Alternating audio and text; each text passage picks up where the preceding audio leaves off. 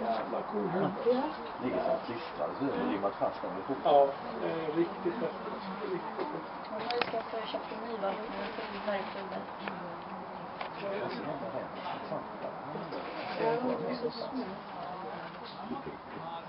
Max skulle ha haft en sån, men där var färre i den kron som var blivit så den dog.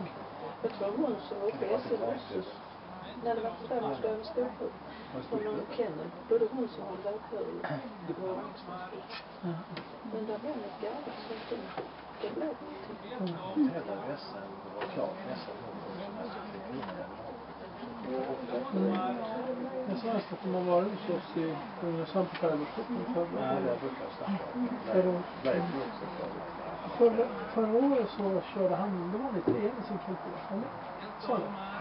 Och hon körde elit med det. Och vilken jättemycket kom. Ja, så. Uppväckligen. Ja,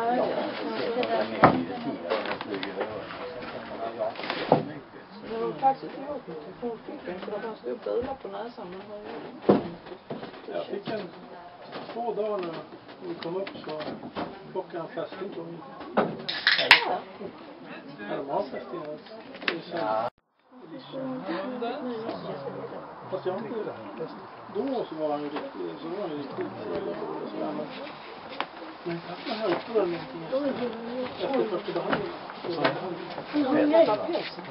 Nej, alltså pälsen han har ju förlånat den kastrerad så han har ju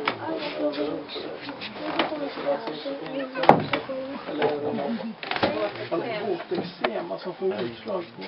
Nu har jag också här som jag hållit på att preparera mig i 1,5 vecka för att få det att ge upp och så är det satt i hela punkten. Så hade den varit det var ju sån här så tänkte ja, så nu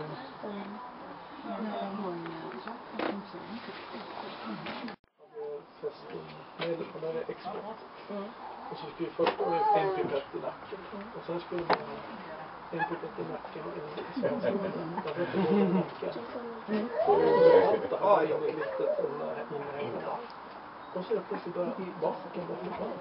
Man kan inte gå. Bara. Så vi åkte akut in till Bagarmossen. Jag tänkte nu är det ju riktigt. Så sa jag april tror jag.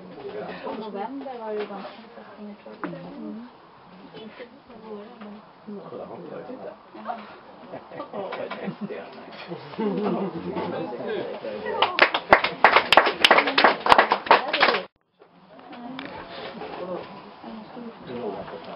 Jaha. Alla då?